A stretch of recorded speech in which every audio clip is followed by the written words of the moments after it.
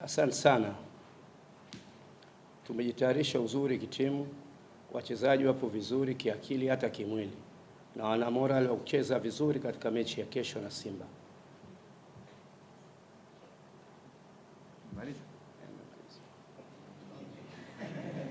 Sawa, maswali. Unakwenda kucheza mchezo wa nusu finali dhidi ya Simba. Simba umezungumziaje quality yao, na mchezo ambao wanakuja kwa akili ya kutaka kulipiza kisasi baada ya wewe kuwafunga miaka miwili iliyopita, labda lakini kumbuka wewe ndio timu pekee ya kucheza Zanzibar ambayo imebaki kwenye mashindano haya kwenye hatua ya nusu finali. Umebeba vipi dhima hiyo ya Wazanzibari kuelekea mechi ya finali?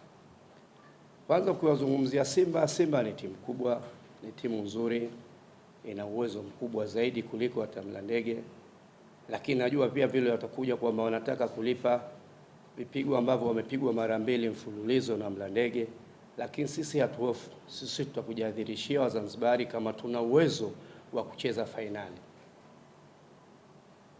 Swali nyingine?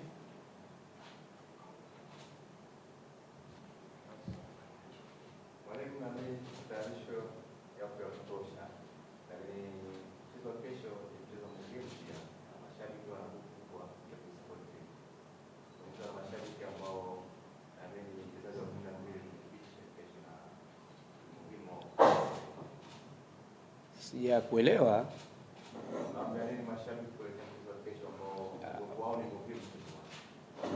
Mashabiki tayari tumeshaandaa, watakuwa wengi zaidi na wanajua nini Mlandege wanaweza kukifanya katika mechi ya kesho. Kwa hiyo wanakuwa hawana wasiwasi, watajaa kwa wingi kusapoti timu yao.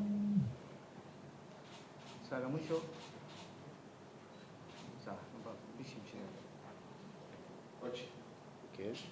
tutarajie mchezo aina gani kesho kwa timu yako? Kufunguka, kukaa nyuma, na umefanya maandalizi aina gani? Umefanya maandalizi ya kumaliza mechi ndani ya dakika 90 au kwenye hatua zote mpaka hatua ya changamoto?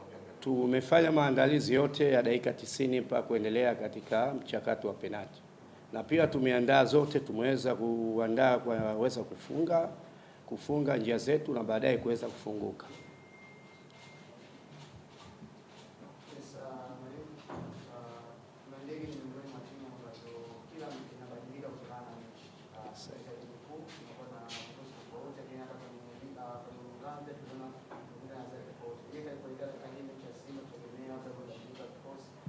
Sisi katika ligi kuu wachezaji ambao wamecheza ni wale waliocheza ligi ya Muungano, labda wamecheza wawili.